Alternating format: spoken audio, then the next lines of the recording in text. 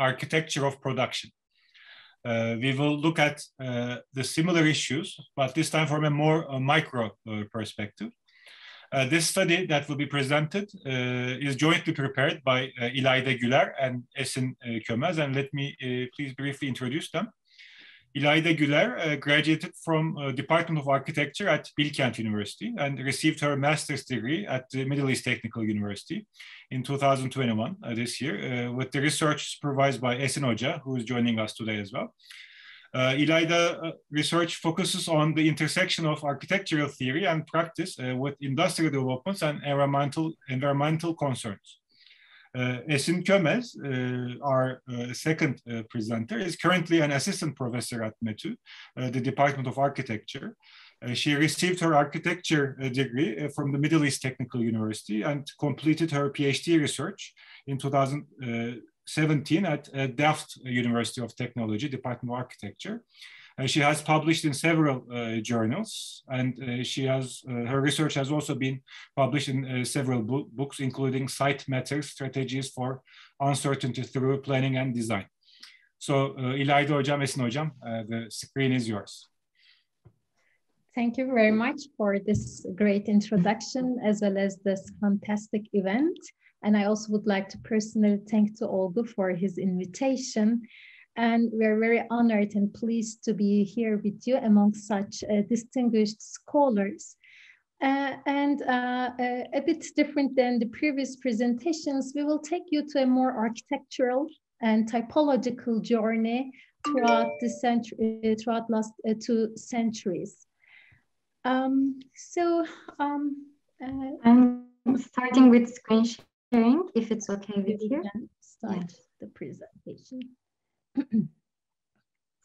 So today we will present you the transformation of the architecture of production spaces vis-a-vis the industrial periods. This research is developed within the scope of İlayda Güler's graduate thesis supervised by me. And after a very brief introduction of our methodology, I will give the floor to İlayda to present the major outcomes of the research. Next. Robin Evans, in his beautiful article, Figures, Doors and Passages, claims that architectural plans are very good mediums to study historical and societal transformations. He shows how the meanings of concepts alter in time, traces of which can be easily found in the manifestation of the architectural plans. For instance, he discusses how the understanding of the notion of convenience has changed from the 16th century Italy towards the 19th century England, which resulted in radical transformations in the design of spaces and thus visible in the plan of the buildings. If we look at the plan of a villa from the 16th century Italy, we see that all the rooms are interconnected with each other via multiple doors, and this was found very convenient at that time. When we move to the 17th century England, we see a corridor next to the interconnected rooms, which is mainly for servants. And when we came to the 19th century England, we see that corridor became the primary circulation space within the house, and rooms only connect via this corridor. Therefore, the universal requirement for privacy was firmly established. Through this plan analysis, Evans shows how, by looking simply at plans, we can identify social and historical transformation, since if anything described by an architectural plan, it is the nature of human relationships. Architectural plans were also instrumentalized to analyze the efficiency of use and circulation, and therefore to design accordingly. The idea of efficiency was a prominent paradigm at the beginning of the 19th century with the influence of technological developments and scientific management systems in industry as elaborated by Frederick Winslow Taylor. With such influence, architect Klein's diagrams represent here the efficiency of the movement and thus the circulation diagrams within the house based on the plans. An earlier example of this can be found in Christian Friedrich's analysis from the 1913, which shows how an efficient dining room should be designed. The most extreme organization and design of the spaces based on the paradigm of efficiency can be found without any doubt in the production spaces. Therefore, in this research, we analyzed and compared the plans of production spaces from mills to the contemporary machine landscapes in order to unfold the traces of transformation of the industrial periods on their architecture. Next. Or to put it another way, the plan analysis of the production spaces has the potential to reveal the social and historical transformations triggered by the advancements in technology and energy sources. As Francesco Marillo asserts, the West architecture of the factory is perhaps the only means of translating the immeasurable reality of production into a present and tangible form. From the extraction and transportation of materials thousands of miles away to the assembling of products and their final distribution across foreign lands, it is the colossal nature of the factory which enables such a particular architecture to represent all modes of industry. Rather than a building, the factory resembles a system of relations that extends far beyond the limits of any enclosure. To begin with, invention of the steam engine marked the beginning for the ongoing industrialization efforts with a new and efficient model of power supply. And as stated, spaces of production and their transformation have been the physical reflections of changes in energy, technology, and labor. As these images capture, their architecture mirrors the conditions of the century in terms of construction techniques, materials, technology, power supply, distribution of power, and etc. Industry as a means of production, employment of labor, and fundamental source of elevation for energy was not emerged with the Industrial Revolution. It existed in few and simple manufacturing facilities within mostly agrarian population. In the 18th century, before mechanization, products of agriculture, textile, mining, and metal manufacturing were produced in small scales as needed and based on regions. There were limited sources of power, and industries relied on water wheels, windmills, and horsepower to sustain their energy requisites. However, in the second half of the century, James Watt revolutionized a prior model for a steam engine designed by Thomas Newcomen in 1712, as you can see the drawing, and initiated a new era in power generation. Industry had been transformed from the level of craftsmanship to mechanization, and the Industrial Revolution changed communication technologies, methods of mobility, quantity and diversity of production, with the inclusion of new energy sources. In the process of advancing industries, be acquainted of new materials and techniques, there arose the necessity of assembling all machines under the same roof in a factory. Therefrom, 19th century mill building typology in architecture started to appear. Early mill buildings were long, narrow, multi-story buildings constructed with masonry or wood and powered by a water wheel early in the century, then steam engine until the 20th century. However, there are not enough architectural documentation of early mill buildings that emphasize its long and narrowness through the plan. There are mostly photographs to highlight their features, like this one on the left. As you can see from its sizes, its length dimensions are higher than its width. Industry required central power system to generate energy for machines, workers to operate them, and sufficient amount of light for workers to assess the quality of products, and above all, a building to fit every part in. Thus, three main concerns came into existence for the organization and design of mill buildings: power distribution, construction, and lighting. In the first half of the century, one of the most restrictive parts was power transmission, how to supply power for either one or more floors from the source to each machinery. Planning of power transmission and distribution led to the segregation of operations by floor and arrangement of machines in rows. Another limitation was lighting. Early mill buildings depended mostly on natural light and oil lamps as supplementary.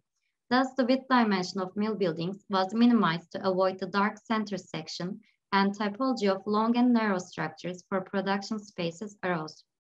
Then, as construction technology and energy advanced, characterized long and narrowness of the typology gradually faded into squares. One of the most enlarged and mechanized industry by the motive of the Industrial Revolution was textile in the 19th century. Many textile mills started to appear in the industrial texture and the dissemination of mills in other countries brought both similarities and differences in the mill building typology. To exemplify, there are two architectural plans for textile mills located in England and Germany, which are prominent examples to discover societal relations through an architectural agent as methodology suggests. Richard Biernacki, a sociologist, reviews these floor plans to form a comparative study on the cultural specifications of labor in his book, The Fabrication of Labor, and asserts that these plans were organized respectively to two countries' differing understanding of labor power. Therefore, in this study, all plans were redrawn, studied further by referring to Biernacki, oral history and expertise of members who have worked in textile industry, and translating the original sources as listed to configure the influence of architectural plan in the development of production spaces and observe the historical and societal relations causing architectural differences through the transparency of plan. Despite the differences in design, these plans were initial steps in the industrial developments. Every formation represented an iteration of advanced technology, plans of engineers and construction methods, and concretized the structures of industry. They evidenced the architecture's unifying nature and necessity to resolve issue parameters in spaces of production. In Germany, the working day was defined by the use of actual labor time in the production process, whereas in England, it was defined by the presence of workers in the factory. One valued the construction of movement once laborers were engaged with their tasks for the day, and the other concentrated on punctuality. Sourcing from this, British textile mills were resembled fortress-like structures with only one entrance to the factory, while in Germany, there were multiple entrances and various circulation points, since they valued time and emphasized the presence of workers on the machines operating rather than their presence within the space of employment. Regarding these flow analysis, in the British mill, flow of goods also portrays the circulation of laborers. However, in the German mill, nearly all processes of production, except carding raw cotton or preparing warps for the looms, realized in the weaving room without partitions, and circulation of laborers was planned to be the most efficient, like directly from point A to B. In the British mill, major rooms for the production were planned to be self-sufficient, and even though there were surveillance strategies, following the flow of goods to each segregated room allowed laborers to engage in various activities because flow of goods represented the flow of people as well. On contrary, in German mill layout, pathways for movement were dispersed. There was no center or node. It was more like links on a chain. Therefore, based on the different attributions and related efficiency understanding, there arose two mill layouts. In the end of the 19th century, the effects of new inventions such as telephone and telegraph, utilization of electricity for lighting, heating, and power, and also improvements in transportation with the emergence of cars and planes, guided industry to the second industrial revolution. Determinative of this revolution was electrification, mass production, and thus necessitated assembly line. All three determinants were correlative to each other and transformed the architecture of production spaces. In the first period of electrification, many industries eager to increase their volume of production and quality adopted electric lighting and heating. Then industries that rapidly adopted electric lighting weighed its cost over advantages and were the pioneers to embark on electrical drive.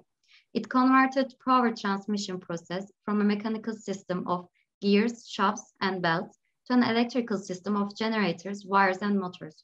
While the old factory buildings were arranged according to the location and distribution of the power source, the new workshops were organized according to the work processes through electrification. These new factories not only operated differently, but also looked distinctive.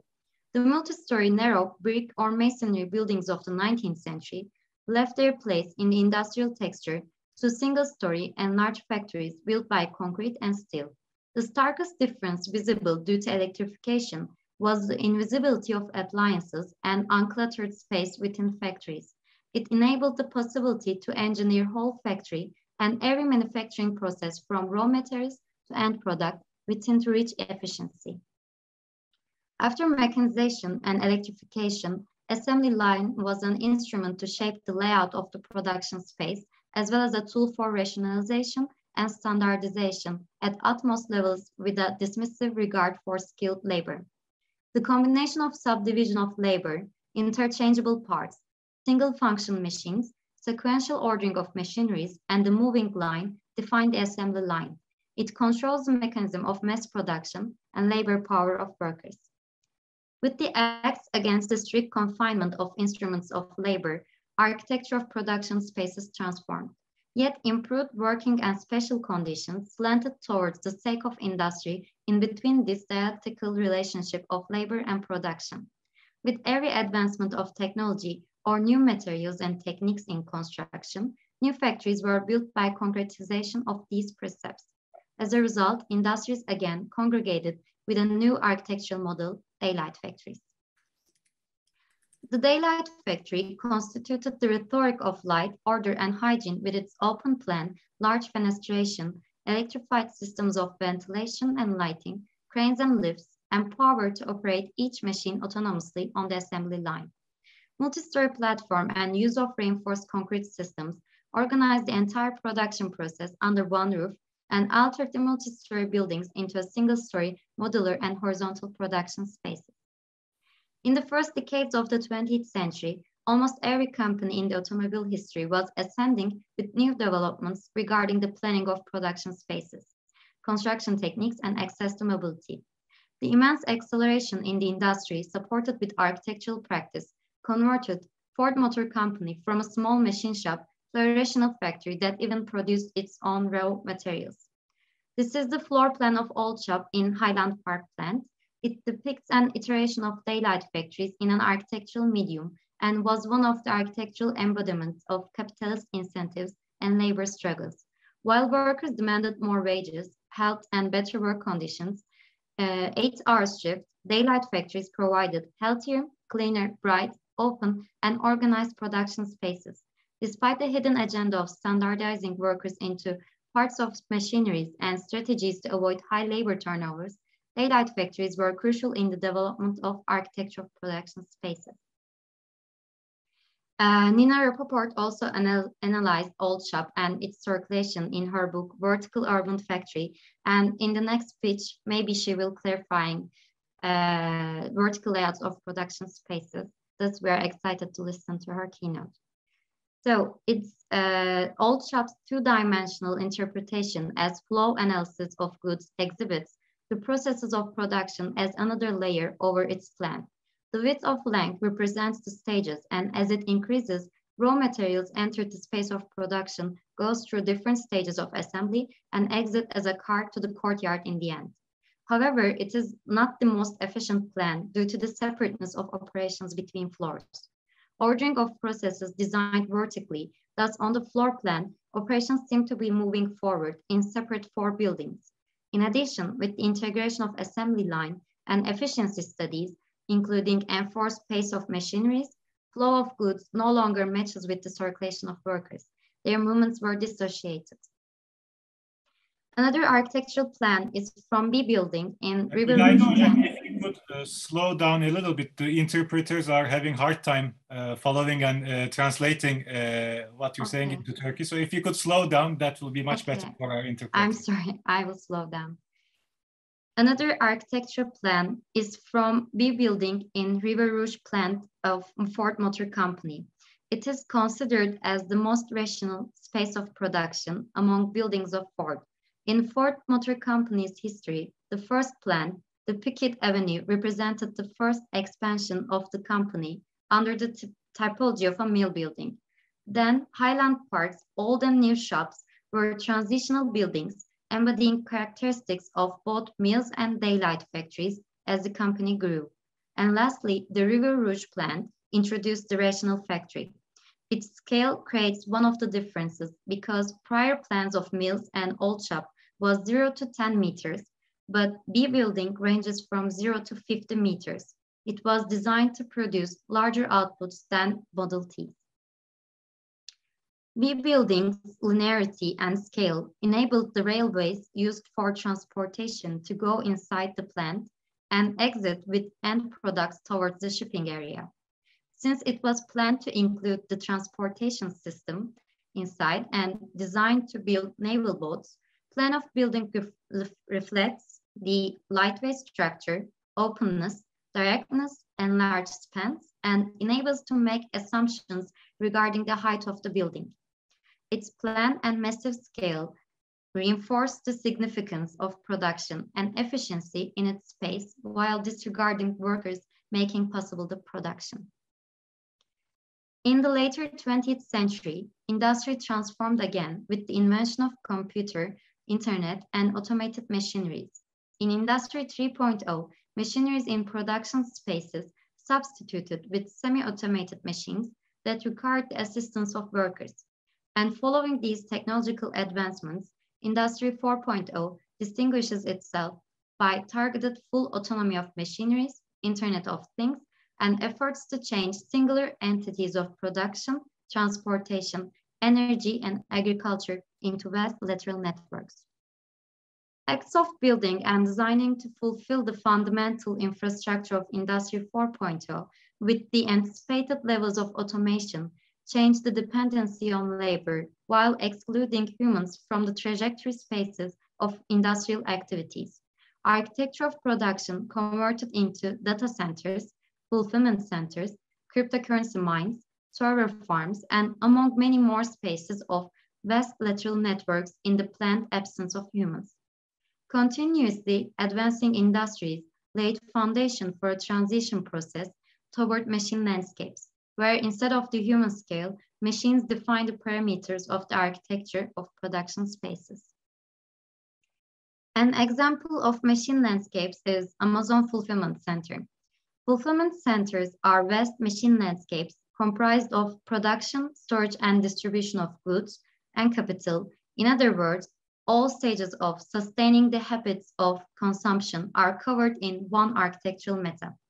There are many fulfillment centers of Amazon dispersed in continents, but the one we are sharing you today is the one in Rujli. It is an old mining town consisting of power station, as you can see the plant's cooling towers, and compare the size to the fulfillment center. In one of her articles for Financial Times, Sarah O'Connor referred, "If you could slice the world in half right here, you could read the history of this town called Rujli in the layers. Below the ground are the shafts and tunnels of the coal mine that fed the power station and was one the local economy's beating heart. Above the ground are the trolleys and computers of Amazon, the global online retailer that has taken its place." This is a schematic plan of the fulfillment center. It is approximately 70,000 square meters, nearly twice as long as the building. And due to some privacy concerns of the company, its plan and analysis formed through shared photographs and videos inside the facility. There are 5 stages inside a fulfillment center: stowing, picking, packing, slam, and shipping. First, products arrive from manufacturers and sellers to be sorted at the fulfillment center. Then by human workers, these products are placed in coded locations and entered to inventory. When an order appears, robots assist the associates. That's how Amazon refers to its human employees, previously called pickers, to pick products and place into one of the totes that are barcoded as well and conveyed across the center to the packing area. The ordered products get packed and got sorted again for shipping. In its simplest terms, processes inside a fulfillment center of Amazon can be summarized like this. Fulfillment centers of Amazon display changes in terms of lighting, layout, kind of machineries, and adapted technologies for architecture, construction, and industry. As human scale and orientation started to fade from machine landscapes, design parameters of the floor plan altered. The need for natural lighting and ventilation, supported with artificial lighting and HVAC systems, declines since automated machineries and robotic systems requirements are not the same with humans. In some of the fulfillment centers of Amazon, due to inclusion of more robotic drive units, skylights have been covered up so that robot sensors wouldn't confuse by the glare, and air conditioning units that blow downwards in areas where humans used to work now blows sideways so as not to topple ordered items from the tops of moving shelves. Therefore, fulfillment centers enable the development of new architectural parameters for machine landscapes. In these photographs by Ben Roberts, you can see the stowing and picking area of Amazon Rougeley. There are no openings on its facades, no skylights, only artificial lighting, and HVAC systems for ventilation. And it's a lightweight structure to be easily constructed and to have high ceiling and large spans. To quote from Kristen Wall's one of her articles, Ernst Neufeld, the former Bauhaus student who became the commissioner for building standardization under Albert Speer, all wartime building in Germany had been regulated by dimensional standardization set down in the German industrial standard. The system was compulsory during the war years, and it continued in use even after the ordinances had been abolished, suggesting that it had become to a certain extent standard practice. We still consult to Neufeld for standard measurements, structures, and codes to know about certain buildings. These are some of the pre-established warehouse structures from Neufeld, and it is safe to say Amazon adapted one of the first and simplest ones in Rougeley. Since the emphasis turned from space of production, accommodating laborers to machines, and scale and perception of spaces changed, as we have seen from the plans, rather than intricate structural systems or designing of plans with respect to standardized machineries and pieces, machine landscapes offer hollow buildings. These are some of the contrasting and similar storage techniques and tools we still encounter.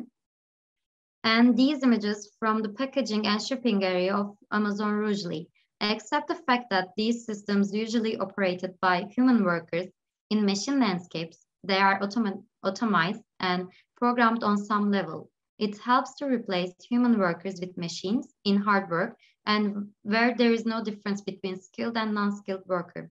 However, major absence of humans in spaces of production leads to backwardness and low levels of emancipation and creativity. In the reality of Industry 4.0, the economic equivalent of the developing industry has evolved into a new technology, and that is cryptocurrency. The densest population of Bitcoin miners and company owners inhabit in remote mountain villages in Sichuan province of China. Due to lowest cost for electricity supplied through mountain streams by hydropower stations, they prefer to be located in this province. There are 550 microprocessors mining 24 hours a day. I'm sorry for this. This could, yes. Can you still see the presentation? Yep. I see, İlayda. Okay, I'm continuing. Sorry for that. There are 550 microprocessors mining 24 hours a day, which require control and maintenance of 7 employees working in shifts. This structure prioritizes necessary working conditions of machines without altering the generic layout of the building. For instance, stock walls of cooling fans on the side of the building provide optimal temperature for microprocessors to run continuously, and keeping human scale eases the reach of human workers to machines and shortens the duration of control and maintenance. There are some photographs to capture the conditions inside the building. They expose the stillness of human workers during their shifts in stark contrast to machineries. The affinity between Amazon Rougeley and the Bitcoin mine is that they are in close relations with mining. One literally due to its origins, and the other is considered in the world of cryptocurrency. However, on some levels, working conditions inside the Bitcoin mine resembles to actual mines because there is also no light during day and night shifts. Humans are only present if machines needed assistance, so they work in dark. And the devitalized state of workers is caused by the remoteness of the mine building that they need to stay in dormitories as long as they work there. On the other hand, for Amazon Rougeley, working conditions inside the fulfillment center with simple tasks, repetitions, and rhythm of working and disregard for skills with the advancements of robotic units raises the question of relapsing to those familiar with the history of the town. So finally, as industry advances itself from steam engine to electricity, from electrical systems to digitalization and internet, and last but not least, from semi to full automation, technological and industrial developments transformed spaces of production since the emergence of mill buildings to machine landscapes. During the spatial conversion of architectural typologies, impacts of industry reflected on both means and relations of production. While tools evolved, craftsmanship passed to mechanized labor, then de-skilled labor, and at the current state, it nearly left production spaces to automated machineries.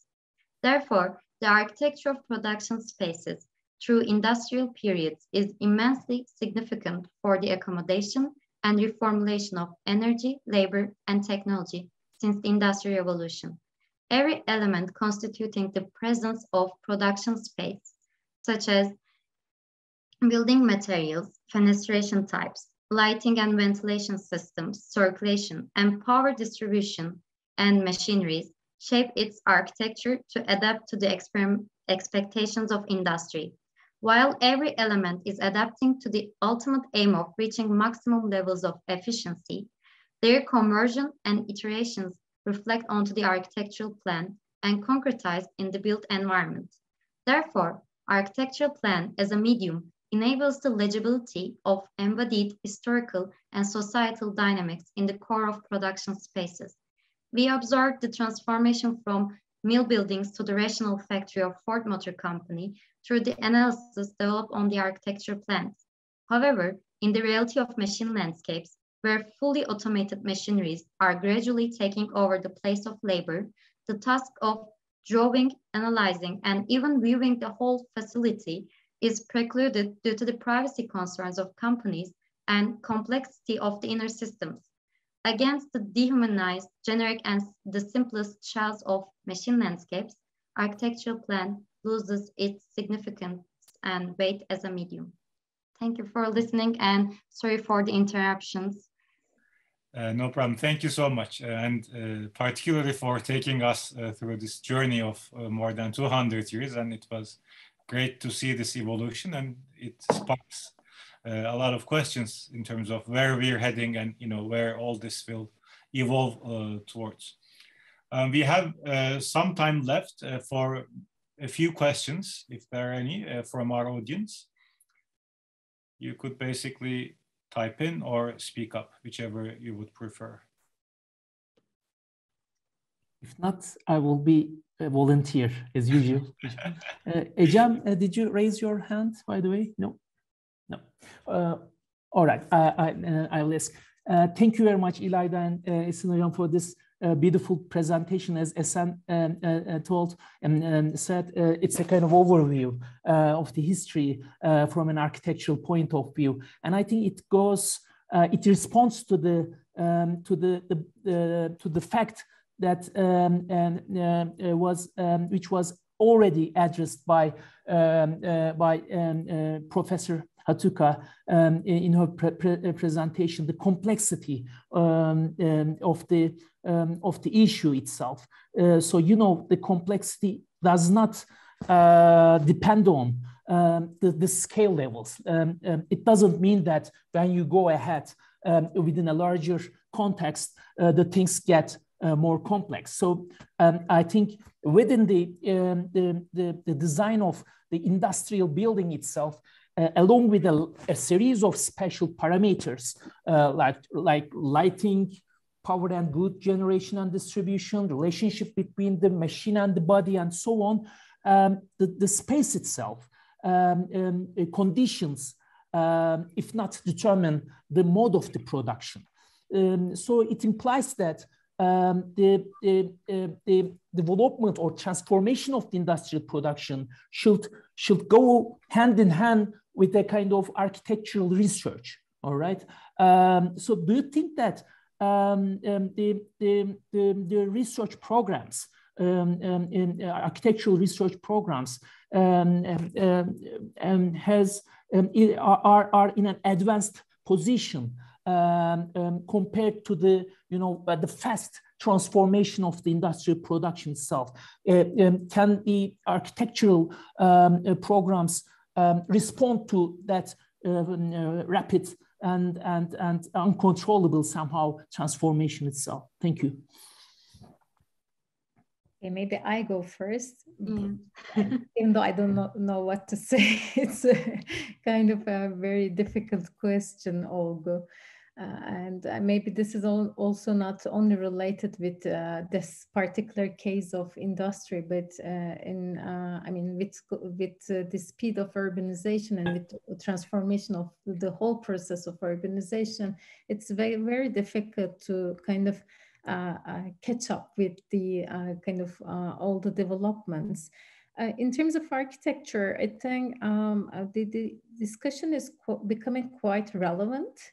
This whole debate on distribution, logistics, infrastructure are becoming more part of the architectural discourse. I mean, this is for sure. So in terms of the discourse, I think there is growing interest on these issues. That's for sure, and it's very visible, which is quite good and interesting, because then it doesn't really take architecture as a single autonomous entity, but more related with, and this is what we try to do, though partially present today, the relation with energy, technology, labor, they're all very much integrated with architectural space. So to look at kind of architecture from a more expanded field is something I think becoming rather crucial and possible. In terms of design, that's kind of what we observe is the fact that architecture loses its significance actually in the spaces of the machine landscapes. There are rather more generic buildings and more generic typologies, and in that respect, we don't really see much specificity of the architectural design, the plan dimension, the materials used. So in that respect, it's a bit more difficult to assess the difference of the typology.